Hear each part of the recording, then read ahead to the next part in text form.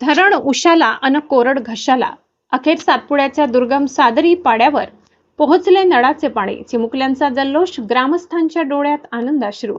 नमस्कार, आपण पाहतात परिवर्तन 24 न्यूज. नंदुरबार जिल्ह्यातील धडगाव तालुक्यातील सातपुड्याच्या अतिदुर्गम सादरी पाड्यावर विकासाची नवी पहाट उगवली आहे.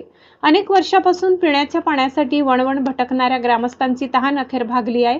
पहिल्यांदाच या पाड्यावर नळाद्वारे पाणी पोहोचल्याने संपूर्ण गावात आनंदाचे वातावरण निर्माण झाले आहे. धरण उशाला अन कोरड घशाला अशी अवस्था असलेल्या सादरी परिसरातील पाड्यांवर पिण्याच्या पाण्याची गंभीर समस्या होती. दुर्गम डोंगर रांगांमध्ये वसलेल्या या भागात मूलभूत सुविधा पोहोचणेही कठीण होते. अनेक वर्ष महिलांना आणि ग्रामस्थांना पाण्यासाठी लांब अंतर पार करावे लागत होते. ही समस्या लक्षात घेऊन यंग फाउंडेशन आणि डिजेट फाउंडेशन यांनी पुढाकार घेतला. सुरुवातीला विहिरी खोदण्याचे प्रयत्न करण्यात आले, मात्र त्यातून अपेक्षित यश मिळाले नाही. त्यानंतर नर्मदा नदीच्या पात्रातून सोलर पंपाच्या सहाय्याने पाणी आणण्याचा महत्वाकांक्षी निर्णय घेण्यात आला. 7 ते 8 किलोमीटरच्या दुर्गम डोंगराळ मार्गावरून साहित्य होडीच्या मदतीने पोहोचविण्यात आले. अथक परिश्रमानंतर पाईपलाईनचे काम पूर्ण झाले आणि अखेर सादरी पाड्यावर नळाचे पाणी पोहोचले. नळ सुरू होताच चिमुकल्यांनी पाण्याखाली भिजून आनंदोत्सव साजरा केला. अनेक ग्रामस्थांच्या डोळ्यात आनंदाश्रू तरळले. वर्षानुवर्षाच्या संघर्षानंतर मिळालेल्या सुविधेमुळे गावकऱ्यांच्या चेहऱ्यावर समाधान दिसून आले. Dilip Jain, digit foundation. दुर्गम भागात आजही मूलभूत सुविधांचा अभाव आहे. शासनाने अशा भागाकडे अधिक गांभीर्याने लक्ष देण्याची गरज आहे.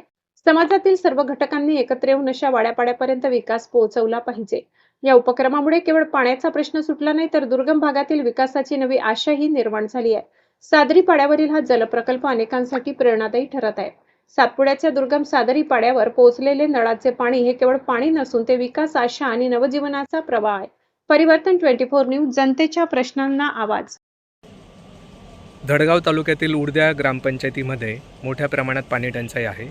या परिसरातील झापी, फलई, कुंड्या, भादल या गावांमध्ये देखील पाणी टंचाई आहे.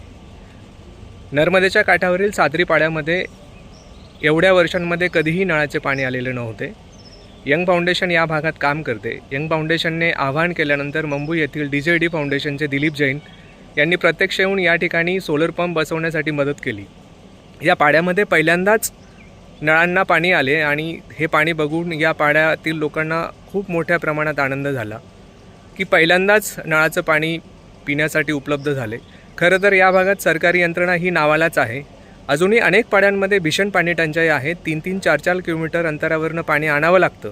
मात्र सरकारी उदासीनता आणि या भागात दुर्गम भाग असल्यामुळे रस्ते, वीज नसल्यामुळे सामाजिक संस्था देखील या भागात येत नाही. त्यामुळे येथील पाणी टंचाई दिवसेंदिवस वाढत आहे. अजूनही मोठ्या प्रमाणात या भागात मदतीची गरज आहे. सरकारने देखील या भागामध्ये पाण्यासाठी व्यवस्था करणे फार गरजेचं आहे. आणि इतर सामाजिक स्वयंसेवी संस्थांना देखील आम्ही आवाहन करतो की या भागामध्ये चारा आणि पाणी टंचाईसाठी आपण मदतीसाठी जरूर यावे.